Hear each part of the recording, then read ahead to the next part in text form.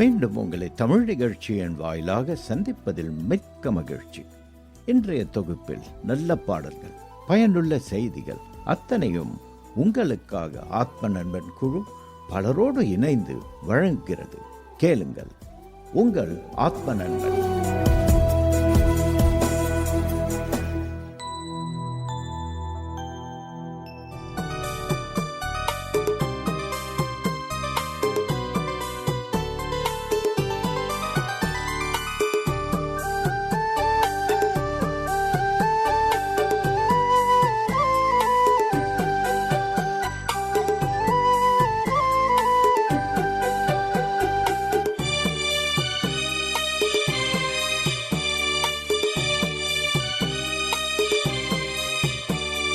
நன்றி சொல்ல வார்த்தை இல்ல, என் கர்த்தாவே நீர் செய்த நன்மையை. நன்றி சொல்ல வார்த்தை இல்ல, என் கர்த்தாவே நீர் செய்த நன்மையை. என் நெஞ்சிலதை நினைக்கையிலே என் கண்ணீரெல்லாம் நன்றி சொல்லுதே. என் நெஞ்சிலதை நினைக்கையிலே என் கண்ணீரெல்லாம் நன்றி சொல்லுதே. நன்றி சொல்ல வார்த்தை இல்ல, என் கர்த்தாவே நீர் செய்த நன்மையை. என் நெஞ்சிலதை நினைக்கையிலே என் கண்ணீரெல்லாம் நன்றி சொல்லுதே. என் கண்ணீரெல்லாம் நன்றி சொல்லுதே.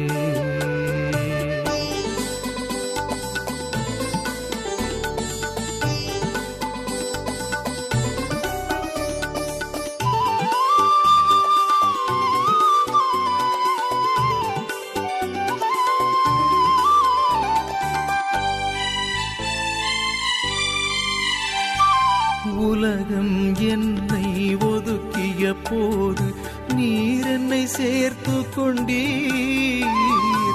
உலகம் என்னை ஒதுக்கிய போது நீர் என்னை சேர்த்து கொண்டீர். உதவாதவன் என்று வெறுத்தவர் முன்னே உயர்த்தி நிறுத்துகின்றீர்.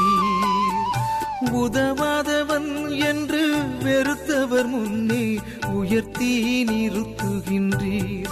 என்னை உயர்த்தி நிறுத்துகின்றீர், உயர்த்தி நிறுத்துகின்றீர்.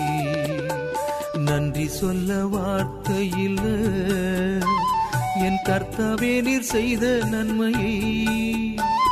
என் நெஞ்சிலதை நினைக்கையிலே என் கண்ணீரெல்லாம் நன்றி சொல்லுதே. கண்ணீரெல்லாம் நன்றி சொல்லுதே.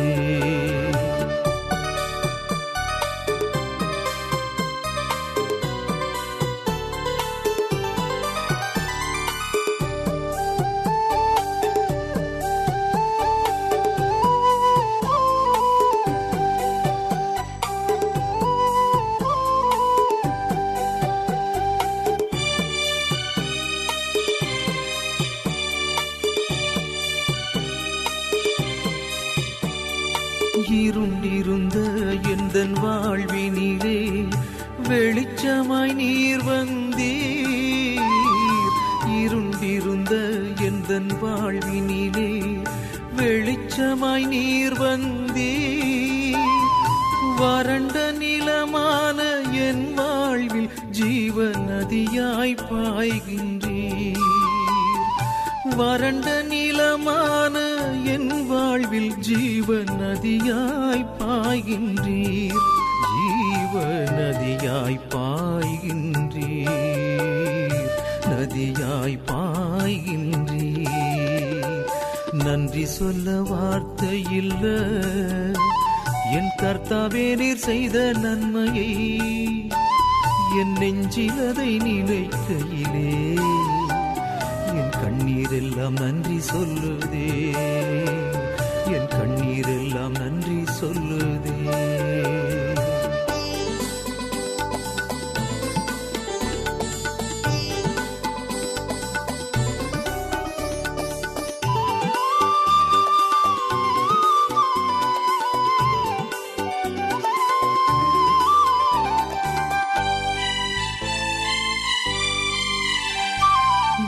எந்தன் கால்கள் சறுக்கிடும் போது உம் கிருபையால் தாங்குகின்றீர். எந்தன் கால்கள் சறுக்கிடும் போது உம் கிருபையால் தாங்குகின்றீர். உள்ளத்தில் துயரம் பெருகிடும் போது ஆறுதல் தருகின்றீர். உள்ளத்தில் துயரம் பெருகிடும் போது ஆறுதல் தருகின்றீர். ஐயா, ஆறுதல் தருகின்றீர், ஆறுதல் தருகின்றீர். நன்றி சொல்ல வார்த்தை இல்ல என் கர்த்தாவே, நீர் செய்த நன்மையை என் நெஞ்சில் அதை நினைக்கையிலே என் கண்ணீர் எல்லாம் நன்றி சொல்லுதே, கண்ணீர் எல்லாம் நன்றி சொல்லுதே, கண்ணீர் எல்லாம் நன்றி சொல்லுதே. நீங்கள் இப்போது கேட்டுக்கொண்டிருப்பது உங்கள் ஆத்தும நண்பன். அன்பான நேயர்களே வணக்கம். இன்றைக்கு மறுபடியும் உங்களை சந்திக்க நான் வந்திருக்கிறேன். அநேக நேரங்களில் இன்றைக்கி எங்கேயாவது போய் ஏதாவது எடுத்துகிட்டு வரலாம், வெளிநாட்டுக்கு போகலாமா, இல்லை அந்த பிஸ்னஸ் பண்ணலாமா, பல சிந்தனைகள் இருக்கிறது. நிறைய பேர் வீட்டில் இருக்கிறது இல்லை, ஊரில் இருக்கிறது இல்லை. கேட்டால் ஐம் பிஸி பிஸி பிஸி, டைமே இல்லையா, நேரமே இல்லை, வீட்டுக்கு வர நேரம் இல்லை, பிள்ளைய பேச நேரம் இல்லை, அங்கிட்டும் இங்கிட்டுமா ஓடிக்கிட்டு இருக்க ஒரு நவீன உலகத்தில் இருக்கிறோம். சிலருக்கு அதுவே ஒரு ஸ்டைலாக இருக்குது. ஐ ஹவ் நோ டைம் அப்படின்னு சொன்னாலே 4 பேர் மதிச்சிருவாங்கன்னு நினைக்கிறாங்க. பாருங்கள், இதை பற்றி நம்ம என்ன நினைக்கிறோம்? நிறைய நேரங்களில் நம்ம பக்கத்தில் இருந்தும் கூட ஒரு நேரம் செய்ய வேண்டிய நேரம் 100 தடவை செய்கிற நிறைய பேரை பார்த்துருக்கீங்களா? சில பாருங்கள், வேகமாக வீட்டிலேருந்து கிளம்பி வருவாங்க, கதவெல்லாம் பூட்டுவாங்க, வெளியே வந்த பிறகு தான் யோசிப்பாங்க கார் சாவி எங்கே. மறுபடியும் கதவை திறப்பாங்க, மறுபடியும் கார் சாவியை எடுத்துக்கிட்டு பர்ஸை வச்சுக்கிட்டு போயிடுவாங்க, 2ஆவதோட மறுபடியும் பர்ஸை எடுக்க போவாங்க. இப்படியெல்லாம் உலகத்தில் நடக்கிறோம் பார்க்குறோம். ஆனால் பக்கத்திலே நாம் பெற்றுக்கொண்டால் எப்படி இருக்கும் என்பது தான் இன்றைக்கி சிந்தனையாக இருக்கிறது. ஒரு தடவை பாருங்கள், ஒரு கப்பல் ஒன்று போய்கிட்டே இருக்குது. அது நாட்கடலில் போகும்போது எப்படியோ கொஞ்சம் இயந்திரத்தில் அதுக்கு கோளாறு ஆயிடுச்சு. கோளாறான உடனே ஒவ்வொரு நாளும் கழித்து இயந்திரத்தின் கோளாறுகளை சரி பண்ணிக்கிட்டு இருக்கிறாங்க. கப்பலில் ஒன்றும் சரியான பாடு இல்லை. கடைசி தந்தி அடிச்சிட்டாங்க. என்ன தந்தின்னு சொன்னால் தண்ணி இல்லை. அதுக்கு பிறகு இருக்கிறதுன்னு ரொம்ப கஷ்டம். ஆனால் கடைசி தந்தி அடிச்சிருவோம், எங்கள் மிஷினையும் கோளாறு ரிப்பேர் பண்ண முடியல, இன்னும் தண்ணி அடிச்சிருவோம் தந்தின்னு சொல்லிட்டு ஓங்கி ஒரு தந்தி அடிச்சிட்டாங்க. நோ வாட்டர் அப்படின்னு தந்தி அடிச்சிட்டாங்க. மறுமுனையிலேருந்து அந்த காலத்துலாம் அப்படி தான் நினச்சி கப்பலில் செய்திகள். அங்கேருந்து ஒரு செய்தி வந்துச்சுக்கு, பக்கத்தில் இருந்து எடுத்து குடிங்க அப்படின்னு சொல்லி. இவங்களுக்கு கோவம்னா தாங்க முடியல. என்னடா இது, நான் நோ வாட்டர்னு அடிக்கிறேன், அவன் பக்கத்தில் இருந்து தண்ணி கடலில் எங்கேயா தண்ணி எடுக்க முடியும் அப்படின்னு சொல்லி ரொம்ப வருத்தத்தோடு இந்த மக்கள் என்ன பண்ணாங்கன்னா, சரி அவனுக்கு என்னமோ புத்தி கெட்டு போச்சுன்னு சொல்லி மறுபடியும் இதே செய்தி வந்துக்கிட்டு இருக்கேன்னு சொல்லி இவங்க பாட்டுக்கு ஒரு நாள் ஆச்சு, 2 நாள் ஆச்சு, 2-3 பேர்லாம் மயக்கம் போட்டு கீழே விழுந்துட்டாங்க. சரி, நம்ம தண்ணி என்ன பண்ணுறலாம் அப்படின்னு யோசித்துக்கிட்டு இருக்கிற நேரத்தில் ஒருத்தர் சொன்னார், சரி தண்ணி தாகத்தோடு இப்படி சாகிறதோட பேசாமல் இங்கே இருக்கிற தண்ணியாவது நம்ம எடுத்து குடிப்போம்னு சொல்லி அங்கே பக்கம் அந்த கடலில் இருக்கிற தண்ணியை கொஞ்சம் எடுத்து அவங்க இருக்கிற அந்த இடத்துல இந்த தண்ணி எடுத்து கொஞ்சம் குடிக்க ஆரம்பிக்கிறாங்க. அவங்களுக்கே ஆச்சரியமாக இருக்குது, அந்த தண்ணி ரொம்ப நல்ல தண்ணியாக இருக்குது. காரணம்னு சொன்னால் அந்த இடத்துல ஒரு ஆறு வந்து கடலோடு கலக்கிற ஒரு பகுதியுடையாக அது இருந்திருக்கு. அதனால் நீரோட்டம் அந்த இடத்துல ஒரு நல்ல நீரோட்டமாக இருக்குது. இதை போலத்தான் ஆண்டவர் நமக்குன்னு சில காரியங்களை இந்த உலகத்தில் குறித்து அழகாக வச்சுருக்கிறார். இதை விட்டுக்கிட்டு நம்மளா கற்பனை பண்ணி ஏதாவது ஒன்று முடிவு பண்ணிக்கிட்டு எதுக்கு அங்கிட்டு இங்கிட்டு ஓடணும்? அவருடைய சமூகத்தில் நம்ம இருக்கும்போது பார்த்தா அந்த கப்பலுக்கு பக்கத்தில் தண்ணி இருந்து கூட 2 நாள் தண்ணி குடிக்காமல் கிடந்திருக்காங்க. இது யார் செஞ்ச தப்பு? மேலேருந்து செய்தி வந்துடுச்சு, தண்ணியை குடிங்க தண்ணியை குடிங்க. இவங்க நினச்சா இந்த தண்ணி எப்படி குடிக்க முடியும்? கடல் தண்ணியெல்லாம் உப்பு தண்ணி தானே. இதை போல் வாழ்க்கையில் உங்கள் பக்கத்தில் இருக்குங்க. உங்கள் குடும்பத்தில் இல்லாத சந்தோஷமாக வெளியே இருக்க போகுது. உங்கள் குடும்பத்து ஆகாரத்தில் இல்லாத நிம்மதியாக வெளியே உள்ள ரெஸ்டாரண்ட் உங்களுக்கு கொடுக்க போகுது. யோசித்து பாருங்கள். உங்கள் வாழ்க்கையில் உங்களுக்கு திருப்தி அளிக்கத்தான் ஆண்டவர் நல்ல ஒரு வாழ்க்கையை கொடுத்துருக்கிறார். அதான் பைபிள் சொல்லுது, கர்த்தரிடத்தில் மனமகிழ்ச்சியாயிரு, அவர் உன் இருதயத்தின் வேண்டுதலை உனக்கு அருளி செய்வார். எல்லாவற்றும் திருப்தியை தருகிறவர் அவர் நம்மோடு கூட மேட்பராக இருக்கும் பொழுது சங்கீதக்காரன் அழகாக சொல்கிறான், கர்த்தரின் மேட்பராக இருக்கிறார், எனக்கு குறைவு ஒன்றுமில்லை, தாட்சி ஒன்றுமில்லை. இன்றைக்கி ஆண்டவர் உங்களோடு கூட இருக்கும் பொழுது எந்த நிலைமையில் வாழ்ந்தாலும் எந்த சூழ்நிலையில் வாழ்ந்தாலும் சந்தோஷமாக அமைதியாக வாழ முடியும். இனிமேல் யாரையும் குறை சொல்லிக்கிட்டு எனக்கு ஒன்றுமே இல்லைன்னு சொல்லிக்கிட்டு இருக்காங்க. பக்கத்துலேயே இருக்குது உங்கள் குடும்பத்தில் உங்கள் சந்தோஷம் உங்கள் பக்கத்தில். நீங்கள் அதை எடுத்துக்கலாமே, தவறில்லையே, பெற்றுக்கொள்ளுங்கள்.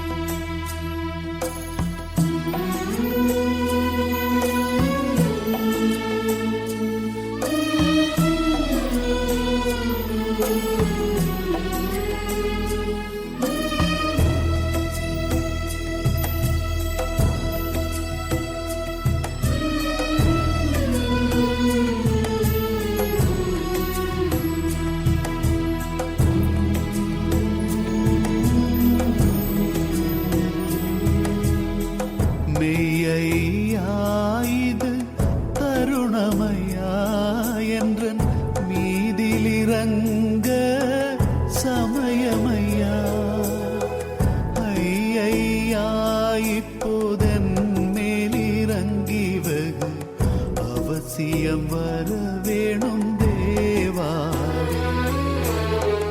ஐயா நான் ஒரு மாப்பாவே, என்னை ஆண்டு நடத்துவீர் தேவாவே.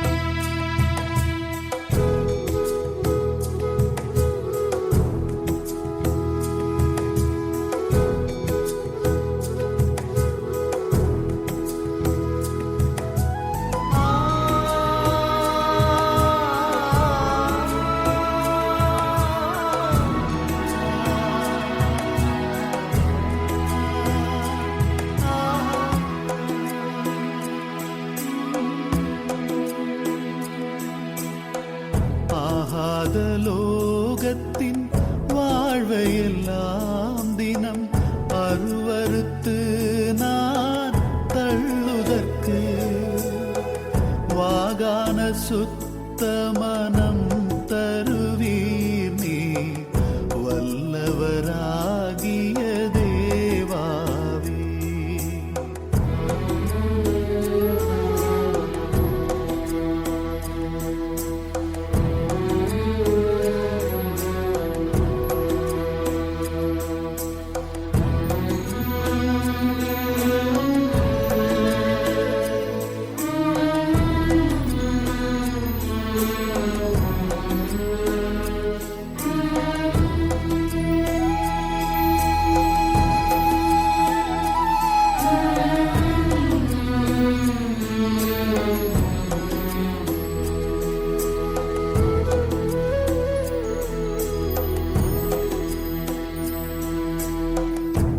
பக்தியின் பாதை விலகாமல் கெட்ட பாவத்தில் ஆசைகள் வையாமல் சத்திய வேதப்படி நடக்க என்னை தாங்கி நடத்திடும் தேவா.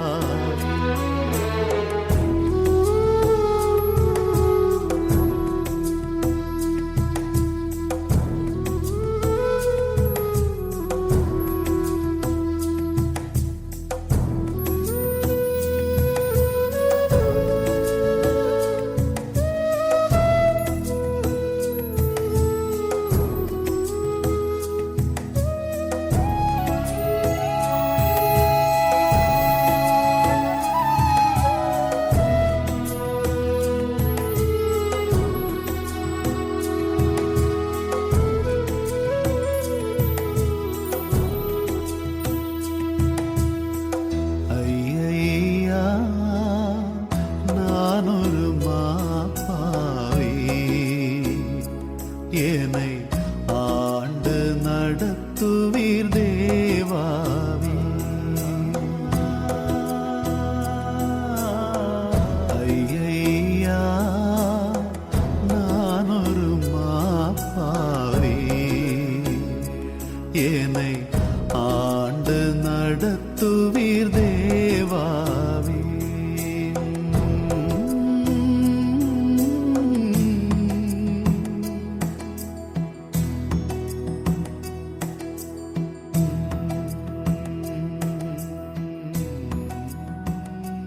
நீங்கள் கற்றுக்கொண்டிருப்பது உங்கள் அற்பன் நண்பன்.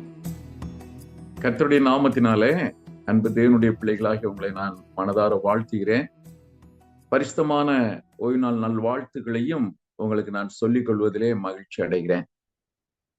ஆங்காங்கு உலகத்தின் மூலை முடுக்கெல்லாம் தேவனுடைய பிள்ளைகளாகிய நம் திருச்சபையின் பிள்ளைகளாகிய நீங்கள் இருந்தாலும் ஆண்டவரை மறவாதபடிக்கு, சத்தியத்தை மறவாதபடிக்கு, சபையை மறவாதபடிக்கு நீங்கள் ஏதோ ஒரு விதத்தில் ஒன்று சேர்க்கப்பட்டு ஆண்டவருடைய நாமத்தை மகிமைப்படுத்தவும், அவருடைய நாமத்திற்கு துதி தோத்திரங்களை சொல்லவும், அவரை ஆராதிக்கவும் தக்க பாக்கியத்தை கர்த்தர் உங்களுக்கு கொடுத்திருக்கிறபடினால ஆண்டவரை நான் உண்மையாகவே துதிக்கிறேன், ஸ்தோத்திரிக்கிறேன். இன்றைக்கு தங்களுடைய தேசத்தை விட்டு புறப்பட்டு போகின்ற அநேக பிள்ளைகள் தங்கள் குடும்பத்தையும் மறந்து விடுகிறார்கள், தங்களுடைய தேசத்தையும் மறந்து விடுகிறார்கள், கடவுளையும் மறந்து விடுகிறார்கள்.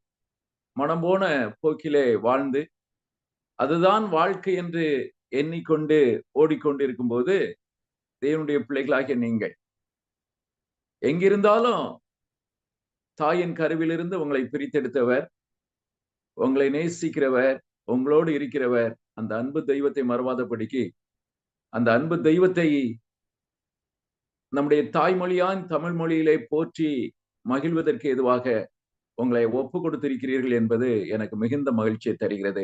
தொடர்ந்து எங்கிருந்தாலும் ஆண்டவருடைய நாமத்தின் மகிமைக்காக ஒவ்வொரு வாரமும் நீங்கள் கூடி வந்து அவரை துதித்து ஆராதித்து, ஆண்டவருக்கு சித்தமானால் ஒரு நல்ல தமிழ் திருச்சபையும் ஏற்படுத்தப்பட்டு நீங்கள் ஆண்டவரை ஆராதிப்பதற்கு எதுவாக தேவன் உங்களை ஆசீர்வதிக்க வேண்டும் என்று மனதார உங்களுக்காக ஜெபிக்கிறேன், வாழ்த்துகிறேன்.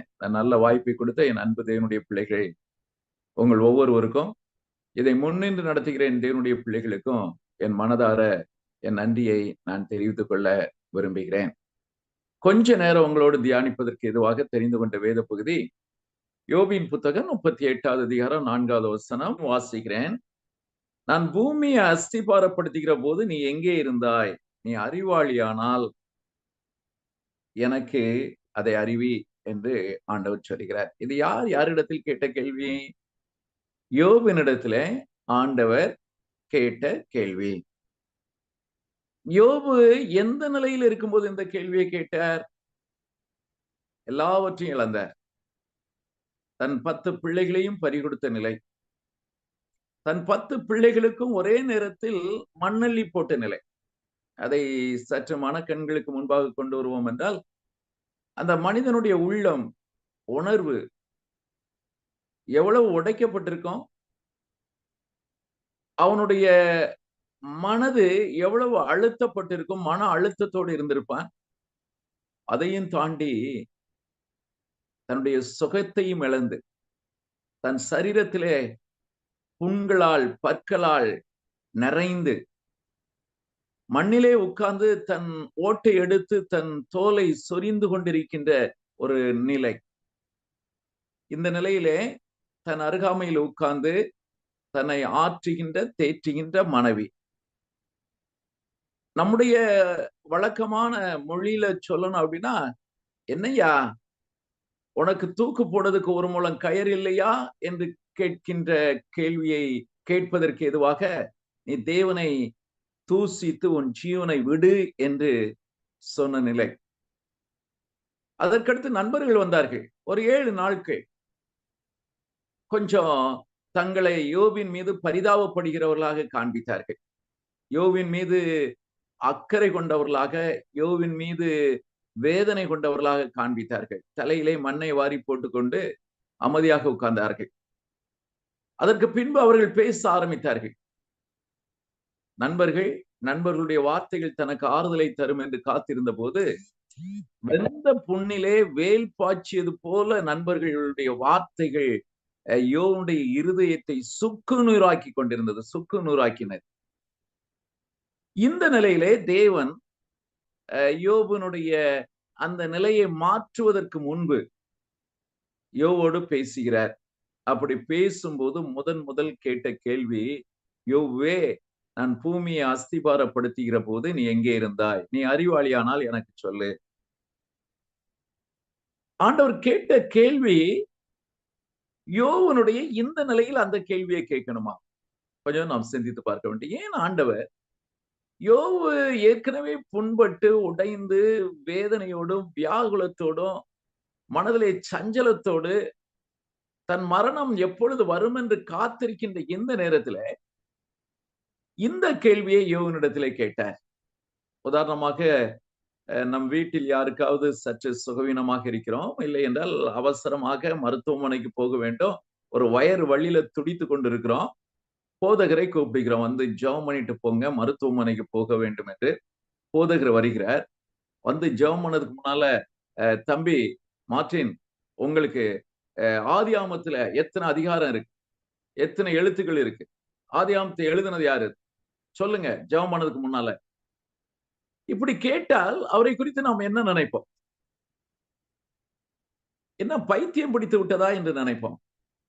இப்பொழுது யோபு இருக்கின்ற இந்த நிலையில ஆண்டவர் இந்த கேள்வியை கேட்பது ஏதோ அவனுடைய வாயை அடைப்பதற்காக கேட்கப்பட்ட கேள்வி இந்த கேள்வி அல்ல. ஆண்டவர் அங்கலாய்த்து புலம்பிட்டவர்களுடைய வாயை அடைக்கிற தேவன் அல்ல. அவர் துயரப்பட்டவர்களின் தேவன். அவர் ஆறுதலற்றவர்களுக்கு ஆறுதலை கொடுக்கிற தேவன். அப்படி என்றால் ஆண்டவர் இந்த கேள்வியை யோவினிடத்திலே கேட்டது அவனுடைய வாயை அடைப்பதற்காகவோ, அதிகமாய் பேசுகிறான், அதை அவன் நிறுத்த வேண்டும் என்பதற்காகவோ கேட்கப்பட்ட கேள்வி அல்ல. வேதத்திலே இந்த கேள்வியை தொடர்ந்து அநேக கேள்விகள் ஆண்டவர் கேட்கிறார். கொஞ்சம் வேதத்தை, இந்த யோவின் புத்தகத்தை ஆராய்ந்து பார்த்தால், யோவு தன்னுடைய அங்கலாய்ப்பின் மத்தியிலே அநேக கேள்விகளை கேட்டார் அல்லவா? அந்த கேள்வி அனைத்திற்கும் பதில் கொடுப்பதற்கான கேள்விகளாக இந்த கேள்விகள் இருக்கும். இந்த 38வது அதிகாரத்திலிருந்து அடுத்த 39, 40 வரை உள்ள அதிகாரங்களிலே ஆண்டவர் கேட்ட அனைத்து கேள்விகளும் யோவனுடைய அங்கலாய்ப்புக்கும் வேதனைக்கும் கண்ணீருக்கும் தேவன் கொடுக்கக்கூடிய பதிலாக இருக்கும். அது வெளியில எப்படி தெரியும் என்றால் ஒரு கடினமான கேள்வியை போல தெரியும். ஆனால் அந்த வேதத்தை நாம் ஆராய்ந்து பார்க்கும்போது யோவு கேட்ட கேள்விகளையும் யோவின் அங்கலாய்ப்பையும் வேதனைகளையும் ஆராய்ந்து பார்த்து, ஆண்டவர் கேட்ட கேள்வியையும் நாம் ஆராய்ந்து ஆவியானவருடைய துணையை கொண்டு நாம் தியானிக்கும் போது யோவனுடைய கேள்விகள் அனைத்திற்கும் பதில் கொடுக்கக்கூடிய கேள்வியாக இந்த கேள்விகள் இருக்கும். இதிலே இந்த நாளிலே இந்த முதல் கேள்வியை உங்கள் மத்தியிலே நான் பகிர்ந்து கொள்ள விரும்புகிறேன். இந்த கேள்வியை ஆண்டவர் யோவினிடத்திலே கேட்டார் என்றால், யோவினிடத்திலிருந்து பதிலை ஆண்டவர் எதிர்பார்த்து கேட்கவில்லை. யோவு இந்த கேள்வியில் இருந்து அவருடைய மகத்தான அன்பை, அவருடைய திட்டத்தை, அவருடைய சித்தத்தை யோவனுடைய வாழ்க்கையில் புரிந்து கொள்ள வேண்டும் என்பதற்காக கேட்ட கேள்வி. அவருடைய சித்தம் என்ன, அவருடைய திட்டம் என்ன, யோவின் மீது அவர் வைத்த அன்பு என்ன என்பதை இந்த ஒரு கேள்வியிலே நாம் புரிந்து கொள்ள முடியும். அப்படி என்றால் யோபு ஆண்டவர் பூமியை அஸ்திபாரப்படுத்தின போது எங்கே இருந்தார்? யோபு விடுங்க. இன்றைக்கு இந்த கேள்வி உங்கள் முன்பாகவும் என் முன்பாகவும் அவருடைய சித்தத்தை, அவருடைய திட்டத்தை நம் வாழ்க்கையில் புரிந்து கொள்வதற்காக கேட்கப்படுகிற கேள்வி. எனவே நாம் எங்கே இருந்தோம்? எனக்கு இன்னைக்கு 63 வயசு ஆகுது. ஒரு 64, 65 வருஷத்துக்கு முன்பு நான் எங்கே இருந்தேன் அப்படிங்கிற கேள்வியை கேட்டேன் அப்படின்னா அதுக்கு பதில் கிடையாது. இல்லை என்றால் இந்த கூட்டத்தில் என்னை காட்டிலும் வயது சென்றவர்கள் இருக்கலாம், இல்லை என்றால் சிறு வயது உள்ளவர்கள் இருக்கலாம். நீங்க உங்களை பார்த்து கேளுங்களேன், ஒரு 35 வருஷத்துக்கு முன்னால, ஒரு 50 வருஷத்துக்கு முன்னால எங்க இருந்தீர்கள்? கேள்விக்கு பதில் இல்லை. ஆனால் வேதத்துல பதில் இருக்கு. எங்க இருந்தோம்? நம்முடைய வாழ்க்கையில தேவனுடைய சித்தம் என்ன, திட்டம் என்ன என்பதை நாம் அறிந்து கொள்வதற்கு வேதத்திலே பதில் இருக்கிறது. அதற்கான பதிலை நாம் தெரிந்து கொள்ளப் போகிறோம். இந்த எபிரேயரின் புஸ்தகத்துல 7வது அதிகாரம் 9வது வசனம், அன்றியும் மெல்கிசேதேக்கு ஆபிரகாமுக்கு எதிர்கொண்டு போன போது லேவியானவன் தன் தகப்பனுடைய அறையில் இருந்தபடியால் தசம்பாகம் வாங்கிற அவனும் ஆபிரகாம் மூலமாய் தசம்பாகம் கொடுத்தான் என்று சொல்லலாம். பவுல் லேவியை குறித்து எழுதுகிறார். இந்த லேவி யாரு? காணிக்க வாங்குகிறவர்கள், ஆசாரியர்கள். இப்ப மெல்கிசேதேக்கை ஆபிரகாம் சந்தித்து தசம்பாகம் கொடுத்த போது லேவி எங்க இருந்தான் என்று வேதத்தில் எழுதப்பட்டிருக்கிறது என்றால் ஆபிரகாமுக்குள் இருந்தான். ஆபிரகாம் அறையில் இருந்தான். ஆபிரகாம் லேவிக்கு யாரு? ஆபிரகாமுடைய மகன் ஈசாக்கு, ஈசாக்குடைய மகன் யாக்கோவு, யாக்கோனுடைய மகன் லேவி. அப்ப ஆபிரகாமுடைய பூட்டன். இப்போ ஆபிரகாம் மெல்கிசேதேக்குக்கு தசம்பாகம் கொடுத்த போது ஆபிரகாமுடைய பூட்டன் எங்க இருந்தானா? ஆபிரகாமுக்குள் இருந்தான். அவனுடைய அறையில் இருந்தான் என்றால் அவனுக்குள், ஆபிரகாமுக்குள் இருந்தான். ஒரு சின்ன உதாரணத்தை சொல்ல விரும்புகிறேன். என்னுடைய தாத்தா பேரு சவுந்தர பாண்டியன். அவரு திருமணத்துக்கு முன்னால, ஒரு கற்பனை, ஒரு உதாரணம், திருமணத்துக்கு முன்னால எங்க ஊரு, என்னுடைய பூர்வீக ஊரு சோலைச்சேரி என்ற ஒரு கிராமம். அந்த கிராமத்துல பனையில ஏறும்போது மேல இருந்து கீழே விழுந்து செத்து போயிருந்தால், இறந்து போயிருந்தால், நான் இன்னைக்கு இங்க இருப்பேனா? இருக்க மாட்டேன். அப்ப நான் எங்க இருந்தேன்? என் தகப்பனுக்குள் இருந்தேன். என் தகப்பன் எங்க இருந்தாரு? என் தாத்தாக்குள்ள இருந்தாரு. என் தாத்தா யாருக்குள்ள இருந்தாரு? அவங்க அப்பாக்குள்ள இருந்தாரு. இப்படி பூமியில் உள்ள வம்சங்கள் அனைத்தையும் நாம் ஒவ்வொன்றாக அப்படி பின்னிட்டு போய்கொண்டே இருப்போம் என்றால் நாம் அனைவரும் எங்கிருந்தோம்? ஆதாமுக்குள் இருந்தோம். அது வேதம் சொல்கிறது பாருங்க. வேதம் மிக அழகாக சொல்கிறது. லூக்காவின் புஸ்தகம் 3வது அதிகாரம் கடைசி வசனம் ரொம்ப அழகாக ஒவ்வொரு அந்த வம்ச பட்டியலை சொல்லிவிட்டு 3வது அதிகாரம் கடைசி வசனம் சொல்லுது. வாசிக்கிறேன் பாருங்க. ஏனோ சேத்தின் குமாரன், சேத் ஆதாமின் குமாரன், ஆதாம் தேவனால் உண்டானவன். அப்போ நாம் அனைவரும் யாருக்குள்ள இருந்தோம்? ஆதாமுக்குள்ள இருந்தோம்.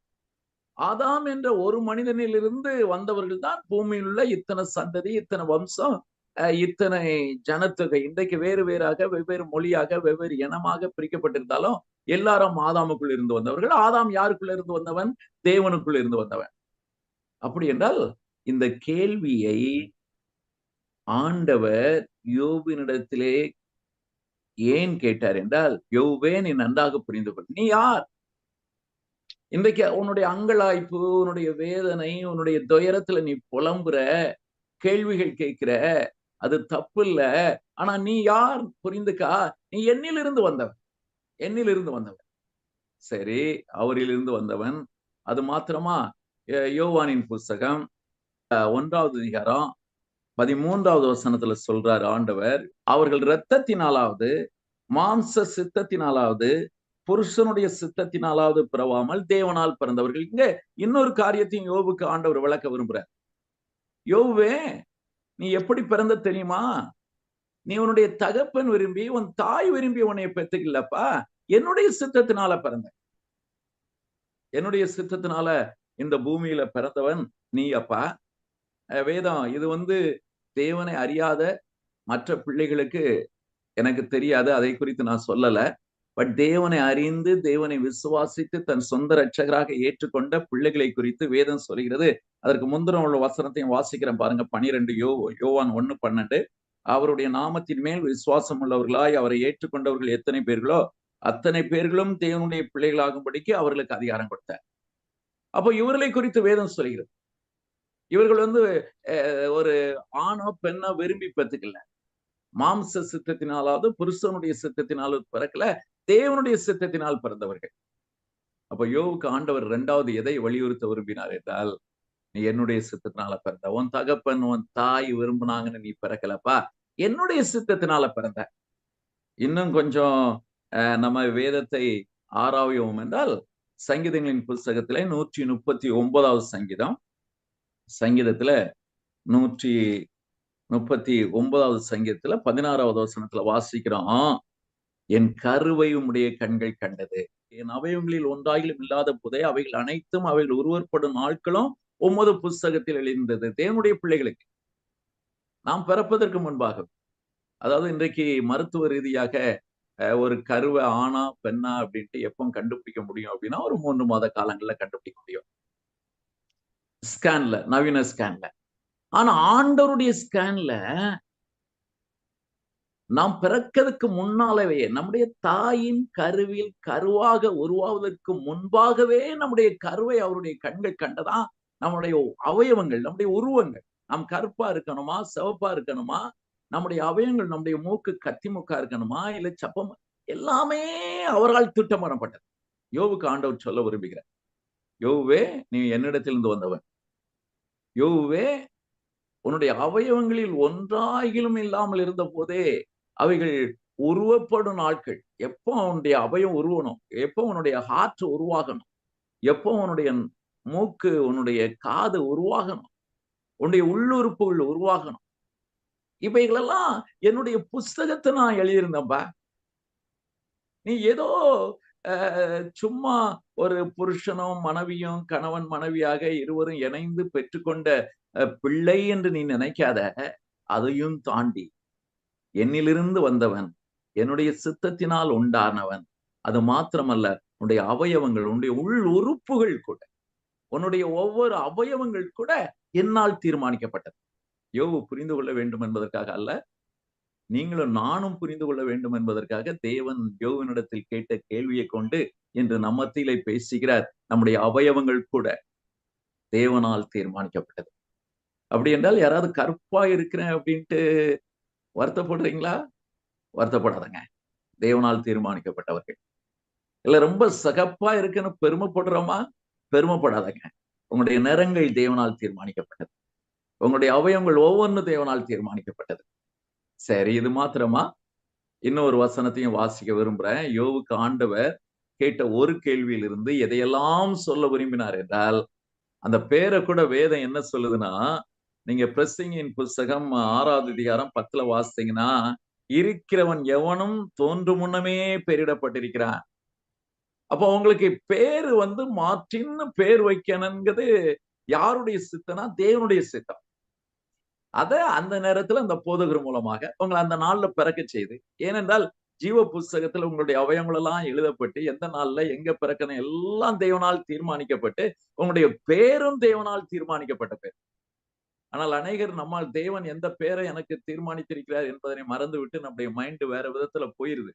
ஆனா அதை தேவனுடைய பிள்ளைகளுக்கு நான் இந்த நாள்ல சொல்லிக் கொள்வது, உங்களுக்கு தேவன் கொடுக்கக்கூடிய கற்பத்தின் கனிகளுக்கு ஒரு மாதிரி பேரை ஒரு அட்ராக்டிவா வைக்கணும் அப்படிங்கிறதுக்காக எதையோ ஒரு பேரை வைக்கிறதை காட்டிலும், தேவனுடைய ஊழியக்காரர்கள், தேவனுக்காக ரத்தம் சிந்தின மிஷினரிகள், ரத்த சாட்சியாக மறைத்தவர்கள், தேவனுடைய ஊழியத்தை தாங்கினவர்கள், அப்படியாப்பட்ட பெயர்கள் சூட்டப்படும் என்றால் அது ஆசீர்வாதமாக இருக்கும் என்பது என்னுடைய தனிப்பட்ட கருத்து.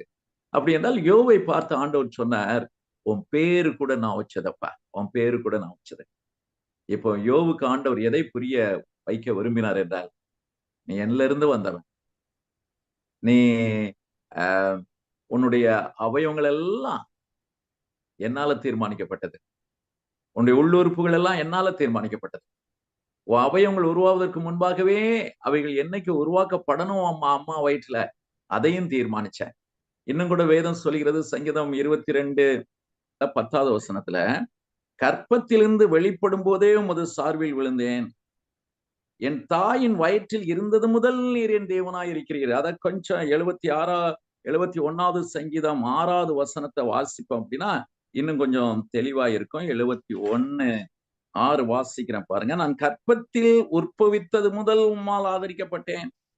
என் தாயின் வயிற்றிலிருந்து எடுத்தவர் நீரே.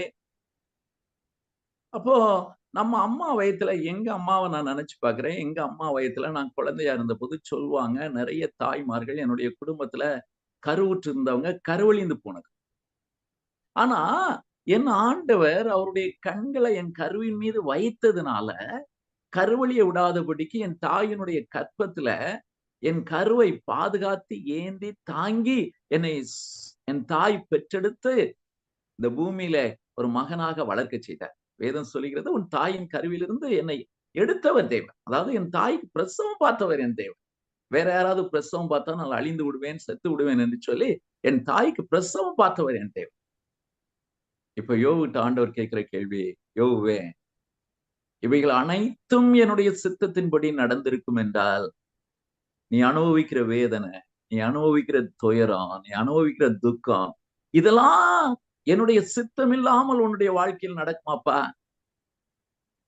யோவுக்கு ஆண்டவர் யோவை தேற்றும்படி, ஆற்றும்படி, யோவு புரிந்து கொள்ளும்படி, யோவுக்கு முன்பாக வைத்த கேள்வியிலிருந்து யோவு புரிந்து கொள்ள மாத்திரமல்ல, நீங்களும் நானும் புரிந்து கொள்வதற்கு தேவன் வைக்கிற கேள்வி, இவைகள் எல்லாம் நீ என்னிலிருந்து வந்தவன். உன்னுடைய பேர் என்னால் வைக்கப்பட்டது. உன்னுடைய அவயவங்கள் என்னால் உருவாக்கப்பட்டது. நீ அவைகள் எப்போ உருவாகணும், எப்போ பிறக்கணும் என்னால் தீர்மானிக்கப்பட்டது. இவைகள் அனைத்தும் என்னால் என்னுடைய சித்தத்தின்படி நடந்திருக்கும் என்றால் உன் வாழ்விலே நீ உன் 10 பிள்ளைகளை இழந்ததும், நீ அனுபவிக்கிற வேதனையும், நீ அனுபவிக்கிற துக்கமும், உன்னுடைய விசுவாச சோதனையும் என்னுடைய சித்தம் இல்லாமல் நடக்குமா? யோவே என்று யோவை தேற்றுகிற, ஆற்றுகிற கேள்விதான் இந்த கேள்வி.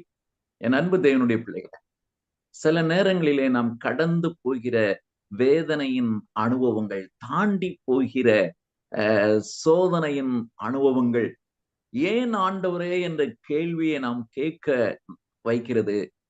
எதற்கு என் வாழ்க்கையில் இத்தனை பாடுகள் என்று என் உள்ளத்திலே ஒரு விதமான புழுக்கமும் ஒரு விதமான மன அழுத்தமும் எனக்குள் கொண்டு வருகிறது. ஆனால் ஒன்றை மறந்து விடக்கூடாது, தேவனுடைய சித்தம் இல்லாமல் எதுவும் என்னுடைய வாழ்க்கையில் நடப்பதில்லை. அதான் ரோமர் 8:28 வாசிக்கிறோம். அன்றியும் அவருடைய தீர்மானத்தின்படி அழைக்கப்பட்டவர்களாய் அவரிடத்தில் அன்பு கூறுகிறவர்களுக்கு சகலமும் நன்மைக்கு ஏதுவாக நடக்கிறது என்று நாம் அறிந்திருக்கிறோம். சகலமும். ஏனென்றால் நாம் அவருடைய சித்தத்தின்படி தோன்றினவர்கள், அவருடைய சித்தத்தின்படி பிறந்தவர்கள், அவருடைய சித்தத்தின்படி பெயர் வைக்கப்பட்டவர்கள், அவருடைய சித்தத்தின்படி சகலமும் நம்முடைய வாழ்க்கையில் நடக்கும்போது நாம் தாண்டி போகிற வேதனை, சோதனை, பிரச்சனைகள் அவருடைய சித்தம் இல்லாமல் நடக்காது. ஒரு சின்ன சம்பவத்தை சொல்லி நான் முடிக்க விரும்புறேன். என் அன்பு தேவனுடைய பிள்ளைகளை, நான் சிறுவனாக இருக்கும்போது நடந்த ஒரு சம்பவம். ஒரு பெரிய பணக்காரர், வசதி வாய்ப்புகள் உள்ளவர், ஒரே ஒரு மகள். ஒரு மகளையும் வெளிநாட்டிலே படிக்க வைத்தார்கள். வெளிநாட்டிலே படிக்க வைத்து நல்ல படிப்பு, ஞானம், அழகுள்ள பிள்ளை, ஒழுக்கமாய் தேவனுக்கு பயந்த ஒரு மகளாய் அந்த மகளுடைய வாழ்க்கை இருந்தது. அந்த மகள் படிப்பை முடித்து விட்டு வந்ததும் அவளுக்கு ஒரு வரன் பார்த்து, அமெரிக்காவிலே ஒரு பெரிய பிசினஸ்மேனுடைய ஒரு மகன். அந்த மகனை பார்த்து திருமண நிச்சயம் நடந்தது. என்ன ஆயிட்டுன்னு கேட்டீங்கன்னா, நிச்சயம் நடந்த மறுநாளே இந்த மகளுக்கு கொஞ்சம் மனநிலை பாதிக்கப்படும். கத்துவா, ஓலமிடுவா, அங்க ஒரு மாதிரி இருப்பா. தன்னுடைய சரீரத்திலே ஆடைகளுக்கு கூட இல்லாத நிலைக்கு தள்ளப்பட்டு உருளுவா, பொருள்வா. திடீரென்று இந்த காரியம் அவருடைய வாழ்க்கையில நடந்ததை அவர்களால் ஜீரணிக்கவே முடியல. கடவுளுக்கு பயந்த குடும்பம், நல்ல குடும்பம், ஜீரணிக்கவே முடியல. எத்தனையோ சிகிச்சைகள், வேலூர் சிஎம்சில, இன்னும் டெல்லி எய்ம்ஸ்ல, இன்னும் அநேக இடங்கள்ல பல சிகிச்சை ஒன்னும் பயன்படுத்தல. கடைசியாக ஒரு மருத்துவமனையில அனுமதிக்கப்பட்டு இந்த எலக்ட்ரிக் ஷாக் எல்லாம் கொடுத்து எல்லா டாக்டரும் கை விரிச்சிட்டாங்க, ஒண்ணுமே முடியாது அப்படின்ட்டு பிள்ளை வந்து மரணப்படுக்கை, கொஞ்ச நாள்ல மரித்துருவா என்ற நிலையில இருக்கும்போது ஆலயத்துக்கும் போய் நீண்ட மாதங்கள் ஆகிவிட்டது. கணவன் மனைவி இருவரும் ஆலயத்துக்கு போனாங்க. ஆலயத்துக்கு போகும்போது அங்க ஒரு புதிய ஊழியக்காரர் வந்தவர் அன்றைக்கு செய்தி கொடுத்தார். செய்தி என்ன செய்தி என்றால், சங்கீதம் 34:1 வைத்து நான் எக்காலத்திலும் கர்த்தரை ஸ்தோத்திரிப்பேன், அவரை துதிக்கும் துதி எப்போதும் என் ஆவியில் இருக்கும். இந்த வார்த்தையை வைத்து செய்தி கொடுத்தார். ஆண்டவர் எப்பொழுதும் துதிக்கணும், எல்லாவற்றிற்கும் துதிக்கணும். ஏனென்றால் அவருடைய சித்தம் இல்லாம ஒண்ணும் நடக்கிறது இல்லை. இந்த செய்தியை கொடுக்க கொடுக்க இதை கேட்டுக்கொண்டிருந்த அந்த தகப்பனுடைய உள்ளத்துல ரொம்ப வேதனை, ஒரு மாதிரி ஆயிட்டாரு. டக்குன்னு மனைவிய கூட்டிக்கிட்டு வாமா போகலாம் அப்படின்ட்டு நேர வேலைக்காரன் கூட வீட்டுக்கு வந்துட்டாங்க. வீட்டுல வந்து உட்கார்ந்துட்டு இருக்காங்க. யாரும் ஒண்ணும் பேசல. அவரு முதல்ல வாயை திறந்தாரு. வாயை திறந்து, எம்மா அந்த ஆள் என்னம்மா, நம்ம இவ்வளவு வேதனையோட போய் இருக்கிறோம். ஆவியானவர் அந்த ஆளோட அந்த பிரச்சனையோட பேசியிருந்தா இப்படி பேசுவாரா?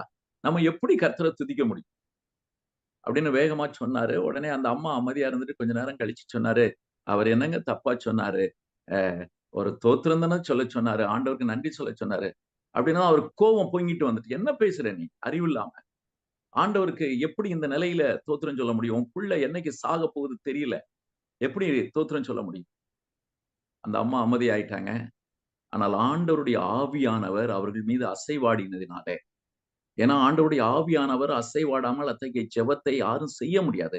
அசைவாடினதினாலே அவரே தகப்பனே, சரிம்மா வா ஆண்டவருக்கு தோத்திரம் சொல்லி பார்ப்போம் அப்படின்ட்டு 2 பேரும் முட்டிய போட்டு தோத்திரம் சொன்னாங்க. எதுக்கு சொன்னாங்க தெரியுமா? ஆண்டவரே, எங்களுடைய வாழ்க்கையில எங்களை ஆசீர்வதித்தீங்க, எங்களை நல்லா வச்சீங்க, எங்களுக்கு ஒரு அழகான மகளை கொடுத்தீங்க. உனக்கு நன்றி சொல்றாங்க. அழகான மகளை கொடுத்தீங்க, உமக்கு தோத்திரம் அப்பா. ஒழுக்கமான மகளை கொடுத்தீங்க, உமக்கு தோத்திரம் அப்பா. உமக்கு பயந்த மகளை உமக்கு கொடுத்தீங்க, தோத்திரம் அப்பா. அவளை நல்லா படிக்க வச்சோம். ஒவ்வொன்னா சொல்லி சொல்லி சொல்லி சொல்லி ஆவியானவர் அசைவாடும் போது கடைசியா வர்றாங்க. ஆண்டவரே, அவளுக்கு ஒரு நல்ல வரனை கொடுத்தீங்கப்பா, உமக்கு தோத்திரம் அப்பா. அவளுடைய என்கேஜ்மெண்ட் நல்லா நடந்தது. அந்த வார்த்தையை வர மாட்டேங்கு, அப்படி இருந்தாலும் நெஞ்சு அடைக்குது. சொல்றாங்க, ஒரு நல்ல வரனை கொடுத்தீங்க, உமக்கு தோத்திரம் அப்பா. அவருடைய என்கேஜ்மெண்ட் நல்லா நடக்கிறதுக்கு உதவி செய்தீங்க, உமக்கு தோத்திரம் அப்பா. அடுத்த வார்த்தை எதுக்கு தோத்திரம் சொல்லணும்னா, அவளுக்கு மெண்டல் ஆயிட்டப்பா. எப்படி சொல்ல முடியும்? கண்ல இருந்து கண்ணீர் அப்படியே ஊத்துது. அழுகையை நிறுத்த முடியல. அழுகுறாங்க.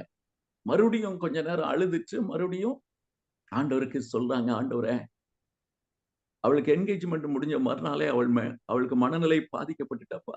உமக்கு நன்றி அப்பா, தோத்திரப்பா.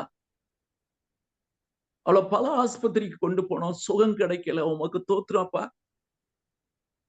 அடுத்த வார்த்தை சொல்லணும், ஆண்டவரே, அவ என்னைக்கு சாக போறாளோ எங்களுக்கு தெரியல, தோத்திரப்பா. அவளுடைய ஜீவனை நீங்க என்னைக்கு எடுத்துக்கொள்ள விரும்புறீங்களோ எடுத்துக்காங்கப்பா, தோத்திரப்பா. ஒரு பெற்றோர் என்ற நிலையிலே இருந்து பிள்ளை இப்படி இருக்கிற நிலையில ஆண்டவருக்கு எப்படி மனதார தோத்தரிக்க முடியும், நன்றி சொல்ல முடியும்? அவர்கள் கேட்ட ஒரு செய்தி அது வெறுப்பின் செய்தியாகத்தான் இருந்தது. ஆனால் ஆண்டவருடைய ஆவியானவர் அசைவாடினதுனால ஆண்டவருக்கு தோத்திரப்பா, தோத்திரப்பா, தோத்திரப்பா, தோத்திரப்பா. அவ என்னைக்கு சாக போறாளோ, அவளுடைய ஜீவனை என்னைக்கு எடுக்க போறீங்களோ உமக்கு தோத்திரம். அழுகையோடும் வேதனையோடும் மன உடைந்து போன நிலையிலே ஆண்டவருக்கு நன்றி சொல்லிட்டு முடிக்கிறாங்க. அந்த போன் ரிங் ஆச்சு. அவங்க வீட்டு போன் எடுத்து பேசினா ஆஸ்பத்திரியில இருந்து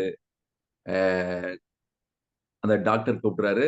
ஐயா சார் வாங்க சார், ஹாஸ்பிட்டலுக்கு வாங்க. அவருக்கு புரிஞ்சு போச்சு, மகா இல்ல, உயிரோட இல்ல. நீங்க சொல்லுங்க சார், சொல்லுங்க டாக்டர், எதனாலும் சொல்லுங்க, நான் தாங்கிக்கிறேன். இல்ல, நீங்க ஆஸ்பத்திரிக்கு 2 பேரும் வாங்க, ஹஸ்பண்ட் ஒய்ஃப், நீங்க அப்பா அம்மா 2 பேரும் வாங்க. உடனே வேலைக்காரங்களை கூட்டிக்கிட்டு ஆஸ்பத்திரிக்கு போனாரு. ஆஸ்பத்திரியில போய் நுழைஞ்சதும் அவர்களுக்கு ஒரு அதிர்ச்சி காத்திருந்தது. அதிர்ச்சி இல்ல, ஒரு ஆனந்த அதிர்ச்சி.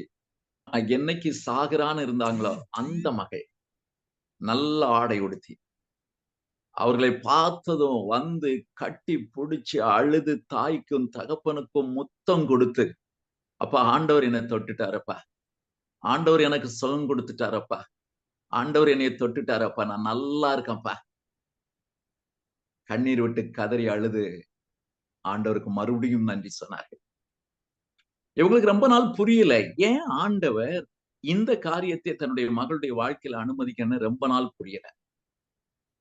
ரொம்ப நாள் கழிச்சு இவங்க கேள்விப்பட்டாங்க, அந்த தம்பி யாருக்கு தன்னுடைய மகளை மணம் முடித்து கொடுக்க வேண்டும் என்று விரும்பினார்களோ அந்த தம்பி இன்னொரு பொண்ணை திருமணமாகி, இப்ப எந்த நிலைனா, எந்த பொண்ணுக்கு திருமணமானதோ அந்த பொண்ணுக்கு HIV. இது உண்மையாக நடந்த ஒரு சம்பவம். HIV. அவனுக்குள் இருந்த HIV அந்த பொண்ணுக்கும் போயிடுச்சு. அப்பந்தான் புரிந்து கொண்டாங்க ஆண்டவர் எவ்வளவு நல்லவர் என்று. அப்பதான் புரிந்து கொண்டாங்க தேவனுடைய சித்தம் இல்லாமல் தங்களுடைய வாழ்க்கை எதுவும் நடக்கல அப்படிங்கிறத புரிந்து கொண்டாங்க. அவங்களுக்குள்ள ஒரு கேள்வி இருந்தது, ஏன் ஆண்டவர் வேற வியாதியை கொடுக்காம இந்திய வியாதியை கொடுத்தாரு?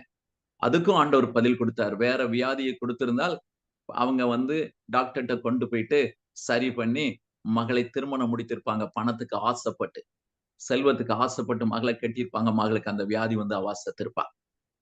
என் அன்பு தேவனுடைய பிள்ளைகளை, யோவனுடைய வாழ்க்கையில நடந்த அனைத்துமே தேவனுடைய சித்தத்தின்படி நடந்தது என்பதனை யோவு புரிந்து கொள்ளும்படியாய், அறிந்து கொள்ளும்படியாய், நீ எங்க இருந்தப்பா என்ற கேள்வியை கேட்டு அந்த கேள்விக்குள் எத்தனை பதிலையும் யோவுக்கு சொல்லி யோவை திடப்படுத்தினவர் நம் ஆண்டவர்.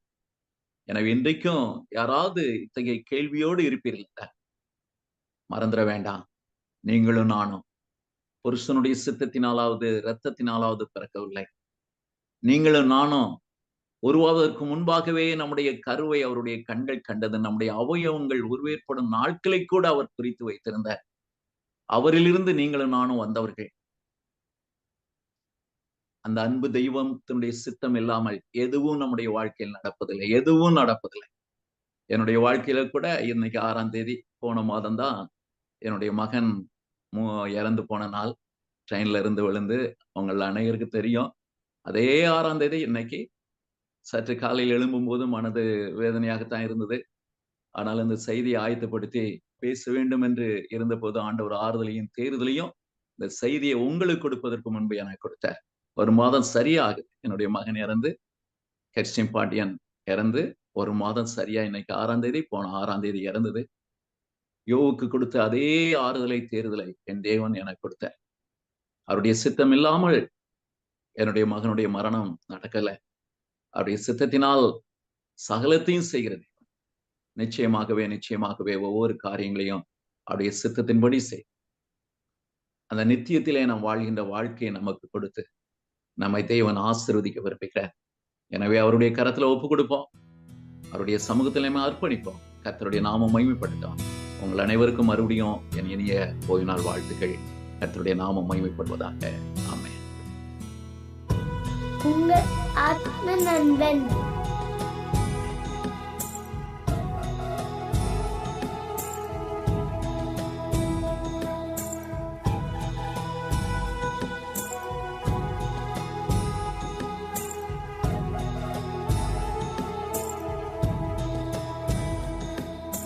கலங்காதே நெஞ்சமே, கர்த்தரும் கேடகம். எதிர்காலம் அவர் கையில், எதற்கும் நீ அஞ்சாதே. கலங்காதே நெஞ்சமே, கர்த்தரும் கேடகம். எதிர்காலம் அவர் கையில், எதற்கும் நீ அஞ்சாதே. சமுத்திரம் வழிவிடும்,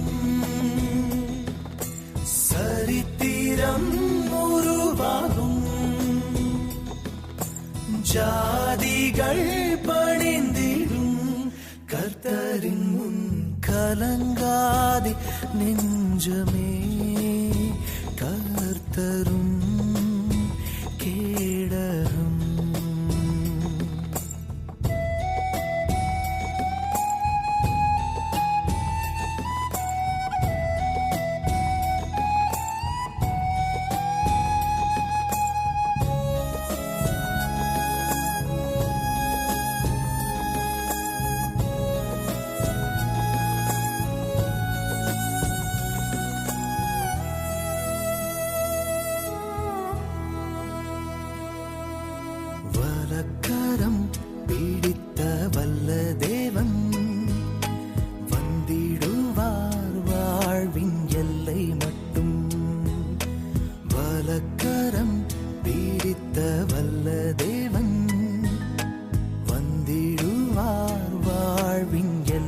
மட்டும் வசந்தத்தை அனுப்பி வாழ வைப்பார்.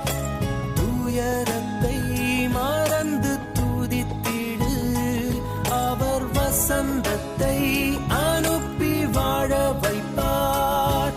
நீ துயரத்தை மறந்து துதித்திடு. சமுத்திரம் வழிவிடும், சரித்திரம் உருவாகும்.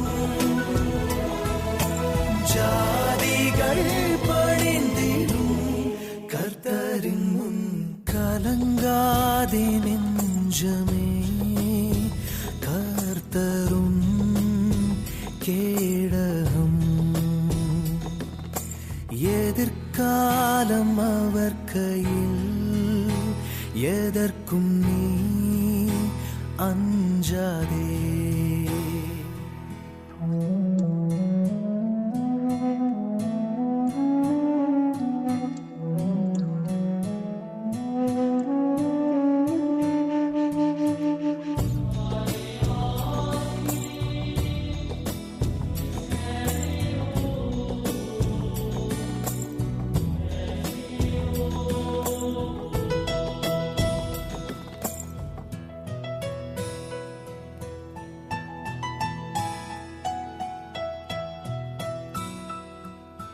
காத்திடுவார், கலக்கம் தேவையில்லை. கண்மணியை போல பாதுகாப்பார். காத்திடுவார், கலக்கம் தேவையில்லை. கண்மணியை போல பாதுகாப்பார். இல்லை இல்லை தோல்வி இல்லை இல்லை, இன்பம் இன்பம் இனி எல்லாம் இன்பம். இனி இல்லை இல்லை தோல்வி இல்லை இல்லை, இன்பம் இன்பம் இனி எல்லாம் இன்பம். சமுத்திரம் வழிவிடும், சரித்திரம் உருவாகும். ஜாதிகள் பணிந்திடும் கர்த்தரின் முன். கலங்காதே நெஞ்சமே, கர்த்தரும் கேடகம். எதிர்காலம் அவர் கையில், எதற்கும் நீ அஞ்சாதே.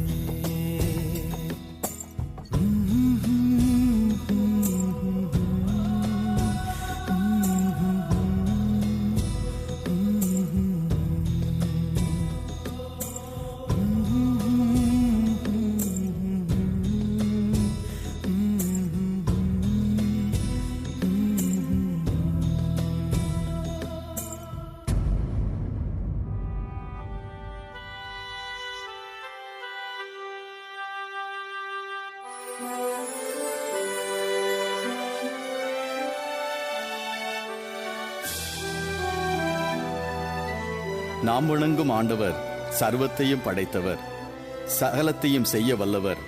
அடைக்கப்பட்ட கல்லறையிலிருந்து அவரால் வெளிவர முடியும். பூட்டப்பட்ட அறைக்குள்ளாக அவரால் நுழையவும் முடியும். செய்ய முடியாதது ஒன்றுமில்லை, ஒன்றுமே இல்லை. ஆனால் மனித இதயத்தை மட்டும் தட்டுகின்றார், திறக்கும் வரை காத்திருக்கின்றார். திறக்கும் உள்ளத்துக்குள்ளாக புகுந்திடும் அவர் தினந்தோறும் அவனிலே புதுமை செய்கின்றார். ரட்சிப்பை பரிசாக தரும் அவர் இரத்தம் சிந்தி அவனை மீட்டதினால் பகல் இரவெல்லாம் காக்கின்றார், இறுதி வரை காக்கின்றார். அதனால் உள்ளத்தில் பூரிப்பு, உதட்டிலே அவரை குறித்த உச்சரிப்பு. நாளெல்லாம் அவரை குறித்த நினைப்பு, நடப்பதெல்லாம் அவராலே எனும் மனநிறைவு. வாழ்வு தந்து வழிகாட்டும் அவருக்கு, வாழ்வெல்லாம் பணி செய்ய தம்மை அர்ப்பணித்தோருக்கு ஆசீர்வாதங்களோடே வழிநெடுக பாடுகளையும் அனுமதித்திருக்கிறார். பாடுகளுக்கு பரிசாக ஜீவ கிரீடம் வைத்திருக்கிறார். ஓரிடம் ஆயத்தம் செய்ய செல்லுகிறேன் என்றவர் மீண்டும் வருவேன் என்றார். அவர் வருவதற்கான ஆயத்தங்கள் இவ்வுலகில் அவர் சொன்னபடியே நடந்து கொண்டிருக்கிறது. கொள்ளை நோய்களை குறித்து கேள்விப்படுவீர்கள் என்றார். இன்று நாள்தோறும் கேள்விப்படுகிறோமே. பூமி அதிர்ச்சியும் உண்டாகும் என்றார். அதுபோலவே அதிர்ச்சியான செய்தியும் நம்மை அதிர வைக்கின்றதே. நரர் யாவரும் நற்செய்தி அறிந்திட வேண்டும், அப்பொழுது முடிவு வரும் என்றார். நாளெல்லாம் அவர் செய்தி வேகமாய் பரவுகிறதே. நாட்கள் நெருங்கிவிட்டது, நற்செய்தி நாடெங்கிலும் பரவிட. நாமும் அதைத்தானே நிறைவேற்றுகிறோம். அவர் வருகை துரிதமாகிட, அவர் ஆளுகை எங்கும் நிலவிட நண்பர்களாய் சென்றிடுவோம். நம் நாட்டில் அவர் நாமம் உயர்த்திடுவோம். சன்மானம் கருதாமல் பாடுபடுவோம். களைப்பில்லாமல் அவர் பணி செய்திடுவோம். நமக்கென அவர் அருளும் பிரதிபலன் அவரோடு வருகிறது. வாக்கு மாறாதவர் அதை நிறைவேற்றுவார். வாருங்கள், கைகோர்த்து பணி செய்வோம்.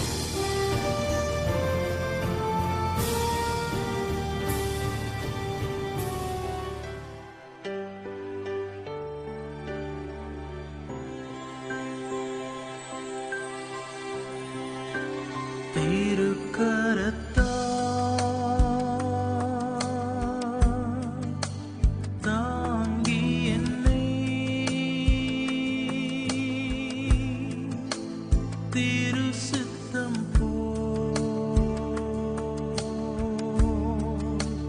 நடத்திடுமே. குயவன் கையில் களிமண்ணா அனுதினமும் வனைந்திடுமே. குயவன் கையில் களிமண்ணா அனுதினமும் வனைந்திடுமே. ஆழ்கடலில் இது உங்கள் ஆத்ம நண்பன். இந்த நிகழ்ச்சி உங்களுக்காக படைக்கப்படுவதால் உங்களுடைய கருத்துகள், உங்களுடைய ஜெப விண்ணப்பங்கள், தேவைகள் வாட்ஸ்அப் மூலமாக எங்களுக்கு நீங்கள் அறிவிக்கலாம். எங்களுடைய தொலைபேசி எண் 966361994. மீண்டும் சொல்கிறேன், 966361994. நீங்கள் எங்களை இமெயில் மூலியமாகவும் தொடர்பு கொள்ளலாம். atma.nanban.yesu@gmail.com. மீண்டும் சொல்கிறேன், atma.nanban.yesu@gmail.com. இன்னொரு முக்கியமான விஷயம், உங்களுடைய சாட்சிகள். நாம் எல்லோருமே சாட்சிகளை கேட்கும்போது ஸ்திரப்படுகிறோம். ஆகையால் ரத்தன சுருக்கமாக உங்களுடைய கைபேசியில் அழகாக இந்த 1 நிமிடத்தில் உங்களுடைய சாட்சியை பதிவு செய்து எங்களுக்கு அனுப்பலாம். நன்றி.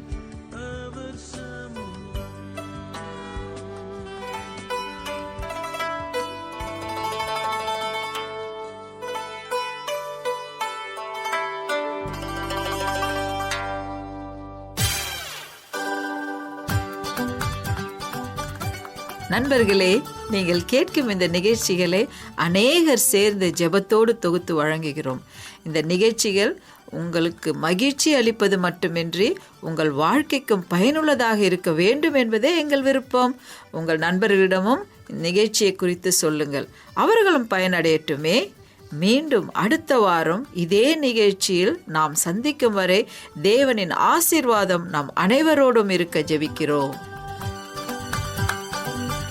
இந்த நிகழ்ச்சியை உங்களுக்கு வழங்குவது உங்கள் ஆத்ம நண்பன்.